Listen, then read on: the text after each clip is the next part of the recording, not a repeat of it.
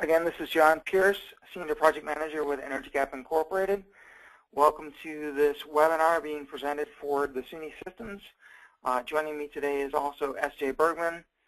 She will be answering questions. So at this point in time, we have a large number of folks joining in on the webinar.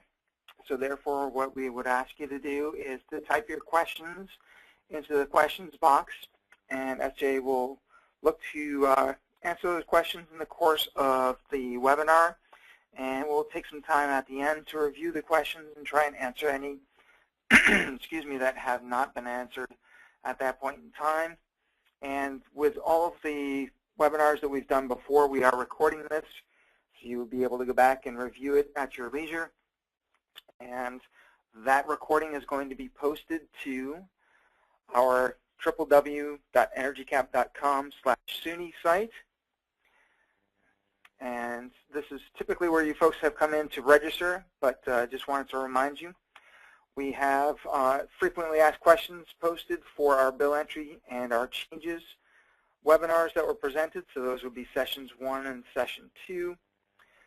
With session 3 and session 4, the recorded sessions are posted. So if you need to go back and review any information there, or if you have new personnel joining in, then they can certainly review those webinars as well. When we complete this one today, we'll also post it here, so it will be available. And again, today's session, we're going to be looking at greenhouse gas accounting, and we're going to be talking about renewables as well. This site also has information regarding Phase 2. So if you're interested in pursuing Phase 2, we've got information here for you to be able to review, and click on the Contact Us button, and that will get in touch with our sales staff, and we'll look to set up a meeting and discuss options for moving forward with Phase 2 for you folks. So without further ado, I'm going to jump back into EnergyCAP Online and review the information here, and we'll talk about greenhouse gas accounting, and then we'll get into renewables in a little bit. So for greenhouse gas accounting in EnergyCAP Online, we've got a number of power views that are available, and these are all located within the Buildings and Meters Manager for EnergyCAP Online. So therefore, if I open up my managers and drop down to Buildings and Meters, and with Phase 1 information, we're all within the Purchase Utilities, so I want to expand my Purchase Utilities node. And then I want to work my way down to, this time we're going to focus in on Buffalo Downtown Purchase Utilities. So within the Buffalo Purchase Utilities area, I expand that out, and I'm going to go down to the Buffalo Downtown area. So this is one of the 3 campuses for University at Buffalo. And when I come into the information, I've selected a place level. And at my place level, in this case a building level, within actual data, I have a greenhouse gas tab that is available for me. This greenhouse gas tab is also available at higher levels in the tree. So if I click on the greenhouse gas tab for downtown purchase, I get power views here showing me my CO2 equivalent emissions in M-tons or metric tons. And if I work my way up the tree, so in this case if I go directly to Buffalo Purchase Utilities, I also have a roll-up here for greenhouse gas information for all of the campuses within the University of Buffalo system. So on the Buildings and Meters tree, the greenhouse gases are available at all levels within the Buildings and Meters tree. I'm going to go back down to the Downtown Purchase Utilities building and focus in on that for a moment. We have several power views associated with this. The first power view that we present up at the top here is your total calendar year emissions and CO2 equivalent.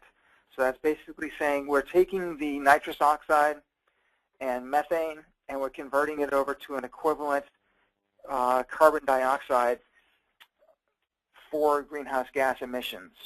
And we're presenting the information on a calendar year. Now, with these power views, you'll see that, as with all of our power views, we have the magnifying glass, and we also have the question mark. So in terms of the question mark, again, that's going to tell us about the chart itself. So for this one, our total calendar year emissions.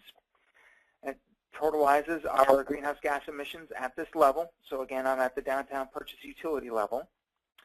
A metric ton is equivalent to 1,000 kilograms, or about 2,205 pounds on it. For all of our GHG charts and power reviews, voided bills are being excluded from the calculations. Accruals, reversals, and adjustments are being included in these calculations. Primarily, adjustments will be the ones that may impact you folks. And for the bill data, in terms of presenting it on the power reviews themselves, we're storing the information in staging tables to provide quicker viewing results. These are updated on an hourly basis for you. So if you've entered some bills or deleted some bills or done some edits to some bills, the resulting calculations for the GHG will not occur until the next time that the staging tables have been updated.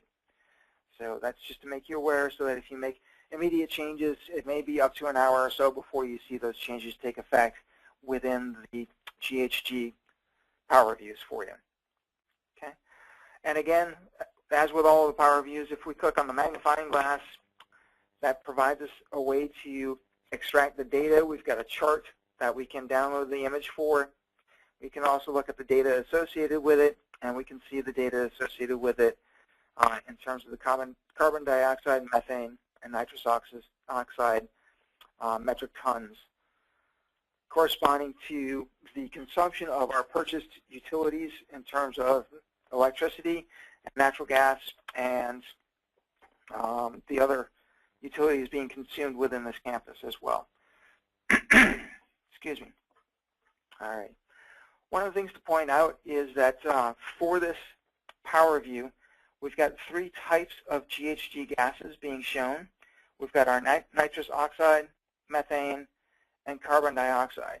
And what you'll see as I'm scrolling over these, over the names of these and over the key associated with the chart, you'll see that if I hover over nitrous oxide, it seems to disappear. The bars on the chart appear, to go away.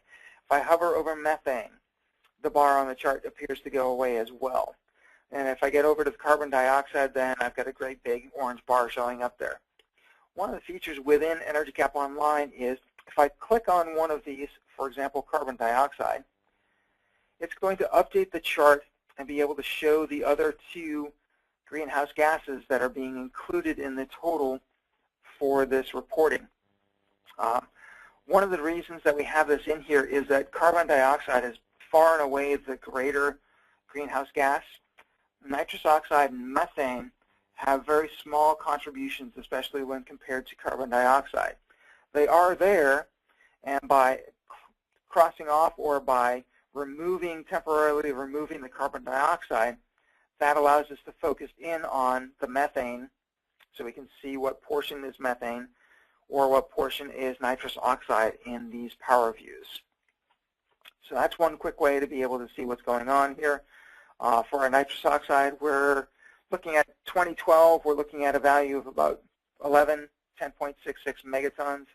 And for methane, if I scroll up to there, we're looking at about 2.27 m-ton of methane there. So especially when I put carbon dioxide back in, if I'm looking at 2012 information, for carbon dioxide, you can see that we are far and away the largest contribution towards GHG gases here and emissions being at just over 3,800 thousand tons, or m-tons, metric tons for that. Below the total calendar year emissions, we have other power reviews that are available, and these are showing them based upon scope type. So we're tracking indirect other information, and we're also tracking indirect purchased electricity. So as I scroll down, I can focus in on which portion of the total is coming from my indirect purchased electricity and my indirect other indirect. So it will be natural gas, propane, coal, whatever I happen to be burning at these facilities. Okay. So if I look at or scroll over the information here, for example, for my indirect purchase electricity, I'm looking at about just over 3,000 metric tons in 2012. For indirect, I'm contributing another 776 metric tons, and when you add those together, that gets us up to the 3821 metric tons for total for this level of the tree. Further down, we provide additional power views for you, and these are pie charts, and we are breaking them out by categories. So the first one here in the upper left is breaking the greenhouse gas information into categories, so whether it's purchased electricity or other greenhouse gas contributors. We also look at the greenhouse gases by type, so we can show you the carbon dioxide, methane, and nitrous oxide. As you can see, methane is a very small portion. It doesn't quite even get to the 0.1% in terms of the overall greenhouse gases being presented here. We also show the greenhouse gases by commodity. In this case, we've got two commodities being tracked, the electricity and the natural gas, and we can see what the contributions are towards that. Far and away, certainly electric is the largest contributor for this branch of the tree, and natural gas is about 25% of the overall total for that. Again, very similar with all the other power views, we have the question mark available to talk about that chart. We can also click on the magnifying glass to look at the chart data. So we've got the chart information, the data information, and as we've shown previously, you can copy that data out to Excel, or you can download that chart and paste it into Excel or Word or an email to send that to someone if you need to do that. At the building level and above, these are the charts that are available for greenhouse gas accounting. So we're rolling the information up, providing you with summary, and then by scope information, and then further down by the type and also by the commodity information. When you drill down into the meter level, the charts tend to change here for the greenhouse gases. So let me do that. I am going to expand out my downtown purchase, and I'm going to select one of the electric meters that is being rolled up. So now that I have my electric meter selected, again, under actual data, I want to go over and select my greenhouse gas tab. And once I've come over to my greenhouse gas tab, I'm presented with two power views. This power view is again showing our calendar year emissions equivalent, CO2 equivalent. So I've got for 2012 and 2013 information. Again, carbon dioxide, methane, nitrous oxide, same sort of thing as we saw at the building level. If I click on carbon dioxide, then I can focus in on nitrous oxide or methane. And by clicking on it one more time, it comes back in and shows me the overall total associated with it. At the meter level, because we know the commodity, we also present you with what factors are used to determine your GHG emissions equivalents. So for purchase utilities, we're using published eGrid values, and we've got a number of different factors coming out here. You can see that they have effective dates. So the most recent effective dates started with January 1st, 2007. These were the most recently published values from eGrid. And we can see that for purchase utilities, we are looking at taking the equivalent kilowatt hours, and we've got our factor coming from eGrid of for carbon dioxide, 751.5. For methane, it's 0.02. And for nitrous oxide, it's 0.008. So again, very small percentage or a very small factor in comparison to carbon dioxide. And that's why we look to report everything in carbon dioxide equivalents when we do that.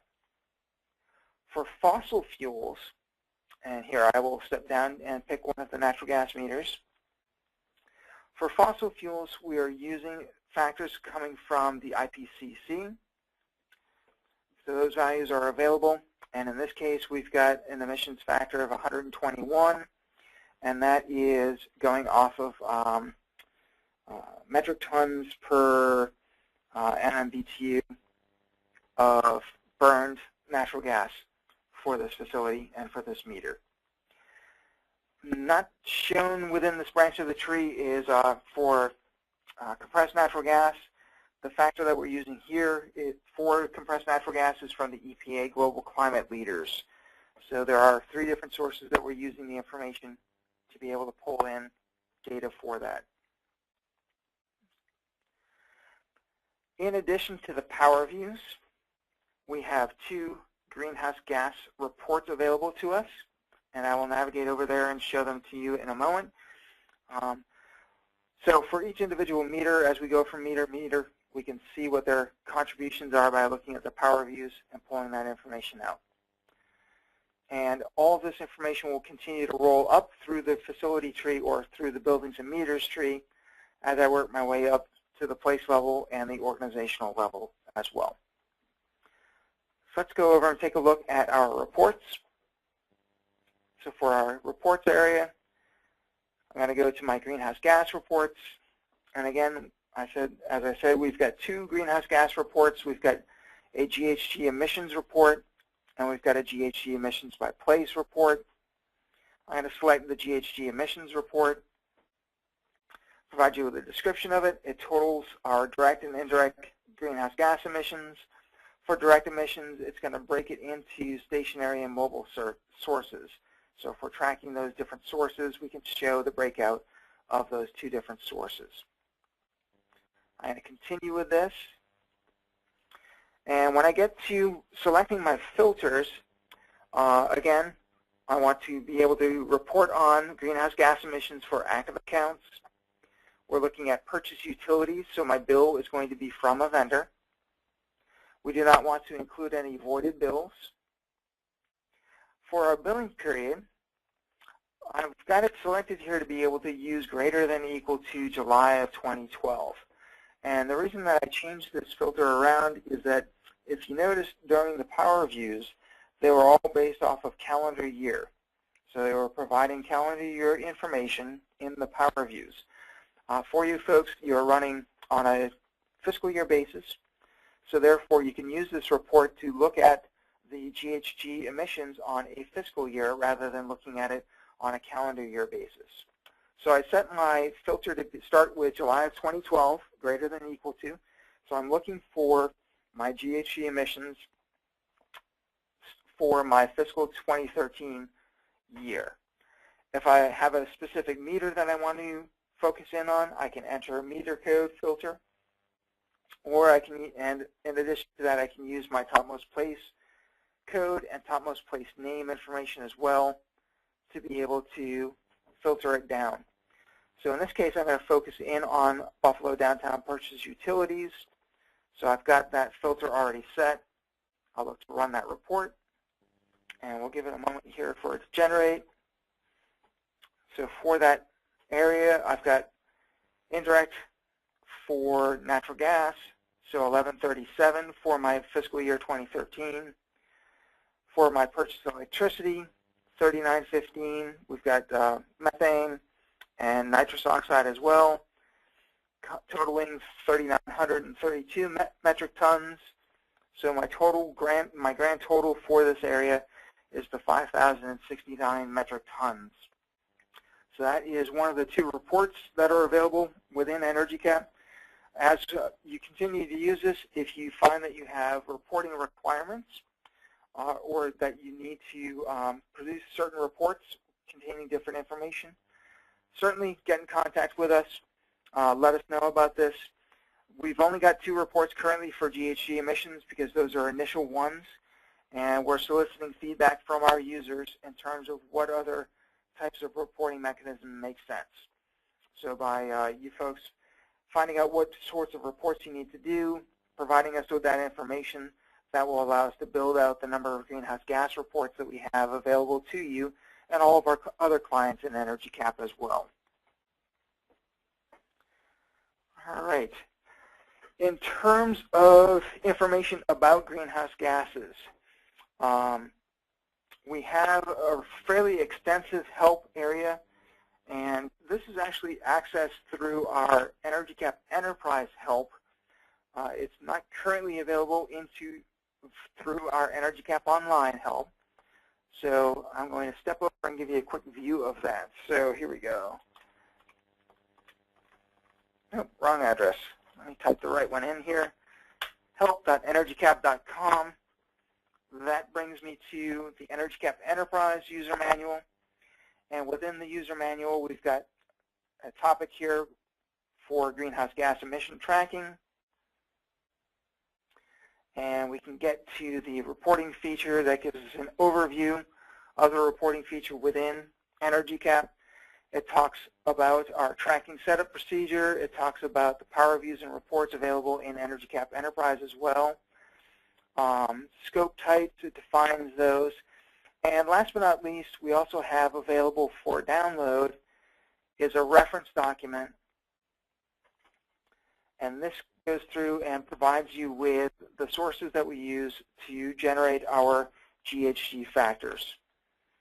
And it's available via PDF, so I can open that up, give you folks a view of what that looks like. So we've got our abbreviations.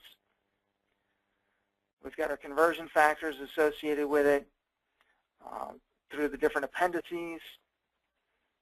And last but not least, on here, we've given you an idea of what the areas of the country are in terms of what sub-region are associated with the generation within that area. So that is available to you, again, through help.energycap.com, and then you can go to the GHG reporting feature to be able to review information for help on GHG and just review how we do the calculations and so on. And that brings me to the conclusion of the GHG tracking session or portion of our session. The next thing I'm going to do is I'm going to look to step over to take a look at our renewables.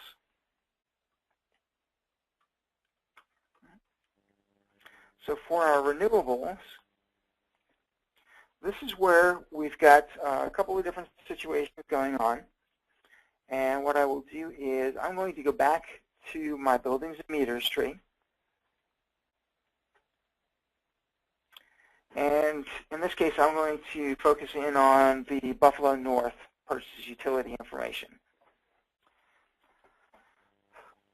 For University at Buffalo, for University at Albany, and I believe Binghamton also has some solar PV arrays, or they are participating in the purchase of RECs, which would be the Renewable Energy Certificates. These three campuses were identified through the course of implementation as having these scenarios.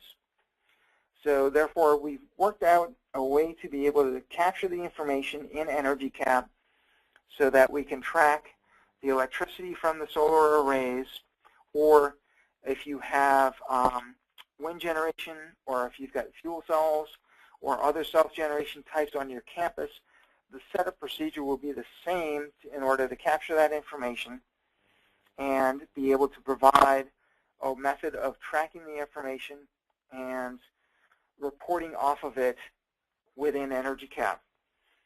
So for this scenario, we've got solar PV array, and that's within the North Campus. And that is at the Norton PV array, and I'm going to go back to my summary information rather than my greenhouse gas information for it. And within EnergyCAP, what we need to do is we need to create an account meter to track our, in this case, solar array or wind generation or so on. The meter that we are creating for this account meter is going to have a commodity of electricity, because from the solar array we're producing electricity that's being fed into our campus grid or on campus to be used by buildings. So it is replacing really purchase utility or electricity that we would be purchasing from an external vendor to provide electricity to our facilities. So therefore, we want to have our meter with a commodity of electric, and we want to track the electricity that is being generated by the solar array. And for this particular meter, typically our vendor is going to end up being the university itself, or it may be a third-party manager associated with that. We've established rate schedules, or we can establish a rate schedule for that in terms of having it be solar PV. So that's indicating that this is a meter that is tracking production from a solar array. And we've also created templates to be able to track that information. And I am looking briefly here for a moment, and I don't see that template here. So let me open up EnergyCAP Enterprise.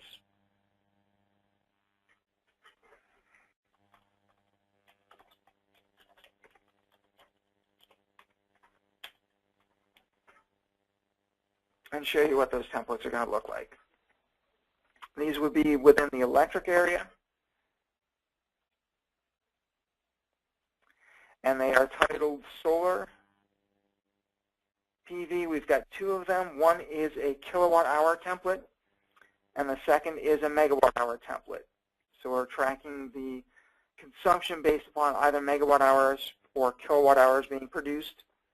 And we've also got a cost associated with it as well. This will allow you to track your operations and maintenance costs for that solar PV array. So that is available for you folks to be able to fill in once it's assigned to that account meter. One of the things I did want to point out is because we are tracking this account meter and associating it to be an electric meter, when I go to my actual data and back over to my greenhouse gas information, I do see that this meter is contributing towards my GHG emissions totals.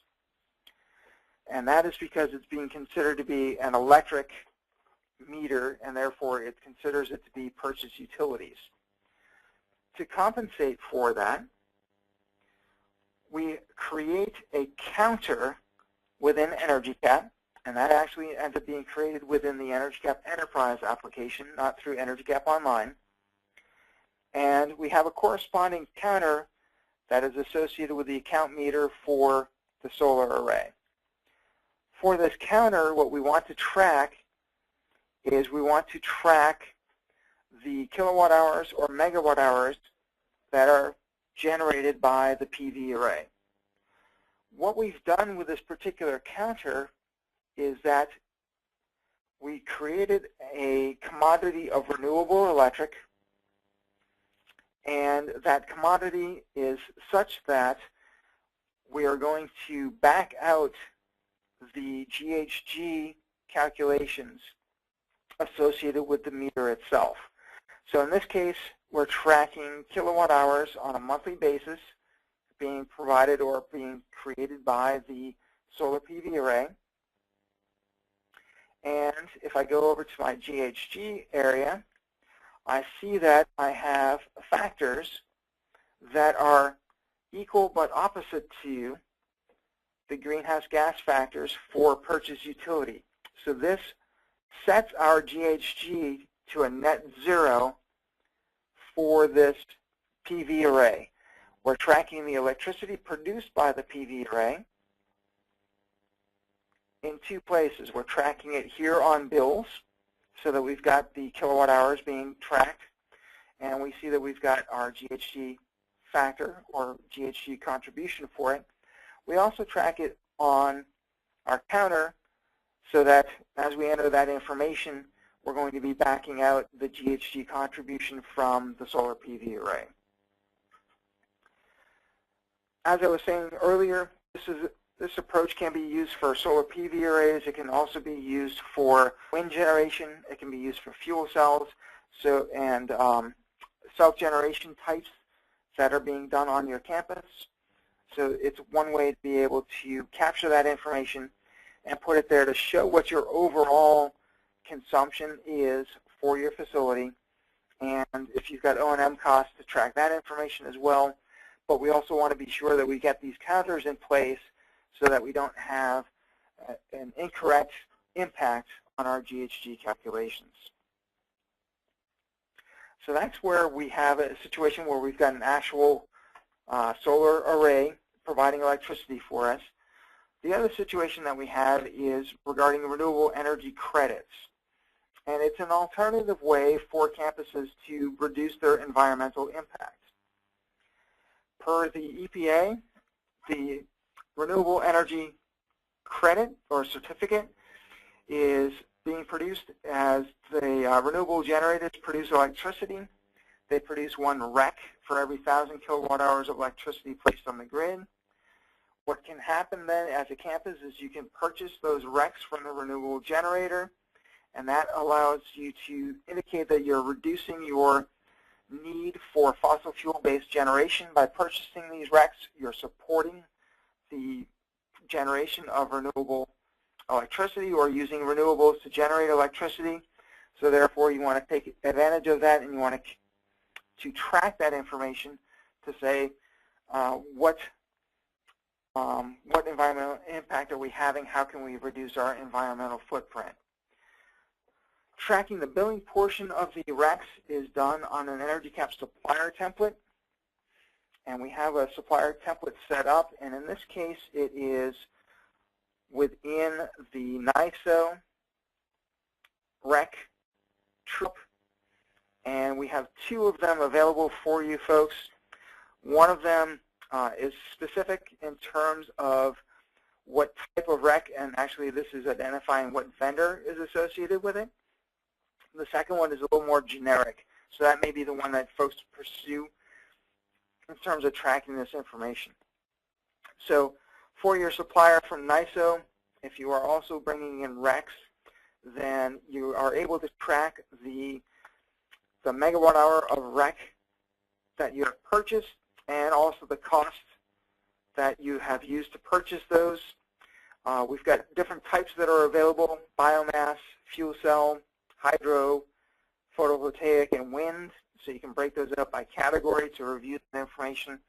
And by using this template, you can track that information and the costs associated with it as well. Now, when you've done that information and you've entered that into your bill for NYSO, that gives you the costs associated with it. And in order to track the megawatt hours or kilowatt hours of renewable generation that you've purchased by using that REC, we also need to establish counters within the EnergyCAP database. And again, these are going to have the commodity of renewable electric. And in this case, it's tracking megawatt hours. The one associated with the solar was tracking kilowatt hours, but in this case, we're tracking megawatt hours per month for this counter. We've got our commodity of renewable electric, and by purchasing RECs, we also are able to take credit for the GHG, the reduction in GHG, by purchasing renewables. So we've got, again, our factors associated with it to be able to net or reduce our GHG contributions or emissions, because we've got the purchase of RECs to lower our GHG emissions. That brings us to the conclusion of talking about renewables. We'll be looking to see what sorts of questions have come up and see if we can answer those questions. And perhaps SJ can jump in here as well. Hi, John. Yes, we do have a number of very good questions, and I think they'll be of interest to other people on the webinar also, other than just the person who asked the questions. So the first question is, and this is something you did cover, but I think it makes sense to cover it again.